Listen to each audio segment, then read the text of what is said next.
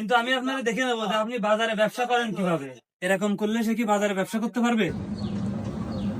আরে ভাই, আপনি আছেন দেখে আজ করে কিছু বললাম না।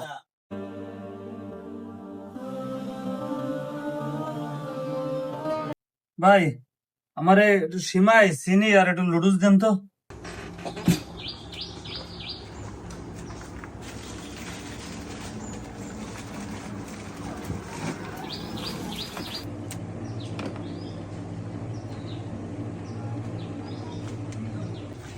এ ভাই, আপনি এভাবে এগুলো খাচ্ছেন কেন?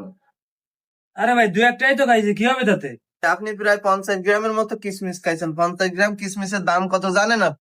আরে ভাই, কতই বা দাম হবে, এর জন্য আপনি এভাবে বলতে পারেন? কত টাকা মানে প্রায় 50 টাকার কিশমিশ আপনি খেয়ে ফেলেছেন। এলাকার মানুষ বলে দু একটা কিসমিস খাইছি, তার জন্য ভাই এত কথা বলা লাগবে? জান ভাই, আপনার দোকানেই আর আসবো না। ঠিক আছে, আপনার দোকানে আসা লাগবে না। যে কটা কিশমিশ খাইতেন সেই কিশমিশ করার দাম দিয়ে যান। টাকা আপনারা জমের দেয়া দিবানি। আরে কি হয়েছে কি হয়েছে থামেন থামেন কি হয়েছে সমস্যা কি? আরে ভাই, তার বলেন না। আমার কাছে মাল নিতে আসছে, আমি মাল দিতেছি, সে কিশমিশ খাওয়া শুরু করেছে। যেই তাকে বাধা দিছি সে আমার সাথে জ্ঞান। আরে ভাই, আমি দুই চারটা কিসমিস খাইছি, সেই জন্য সে আগুনের মতো জ্বলে উঠছে। এরকম করলে সে কি বাজারে ব্যবসা করতে পারবে? ব্যবসা করতে পারি আর না পারি তাই বলে আপনাদের মতো লোকদের ফাও খাবো না নে। আল্লাহ যা কপালে লিখছে তাই হবে।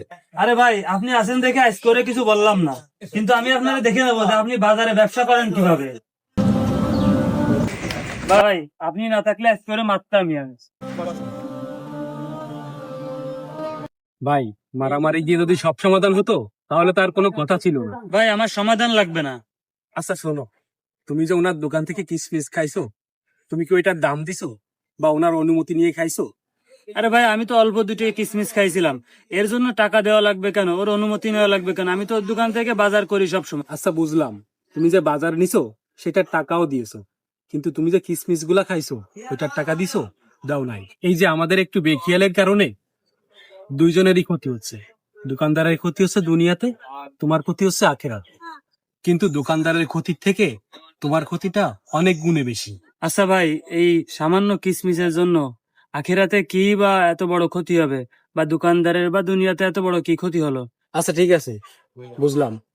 তুমি দোকানদারের পরিচিত বলে দুই চারটে কিসমিস খেলে, মনে করো তোমার মতো এরকম আর 5-10 জনে তার কাছ থেকে কিসমিস খেলো, তাহলে তার লাভের অংশ থেকে একটা টাকা কমে গেল। এটা হলো দোকানদারের ক্ষতি।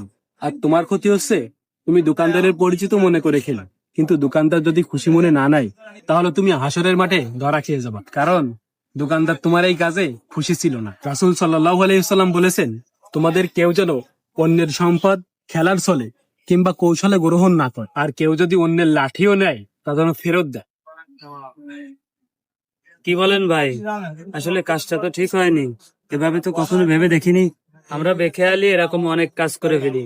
আল্লাহ মাফ করুক, এরকম কাজ আর কখনো করবো না। ব্যাপারটা সহজভাবে নেওয়ার জন্য তোমাকে ধন্যবাদ। তোমার উচিত দোকানদারের কাছে ক্ষমা চাও আর কিসমিসের মূল্য পরিশোধ করা।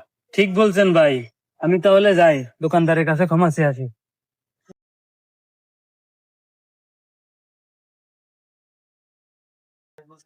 এই, তুই কিসমিস খেয়েছিস, দোকানদারকে টাকা দিছিস? ভাই, আমার সকালে ভুল হয়ে গেছিল যে আপনার দোকান থেকে আমি ফ্রি কিসমিস খেয়েছিলাম এবং আপনার সাথে ঝগড়া করছিলাম। এই নেন আপনার কিসমিসের টাকা, আর আমারে মাফ করে দিয়েন। ঠিক এভাবে বাজারের বাদাম বিক্রেতাদের না বলে বাদাম খাওয়ার অভ্যাসটা আমাদের প্রায় সকলেরই আছে। তাই আমাদের উচিত এইসব কাজ থেকে বিরত থাকা, কারণ এতে দুনিয়া ও আখেরাতে আমরা ক্ষতিগ্রস্ত হচ্ছি। ভিডিওটি ভালো লাগলে শেয়ার করবেন এবং কমেন্টে আপনার মতামত জানাবেন।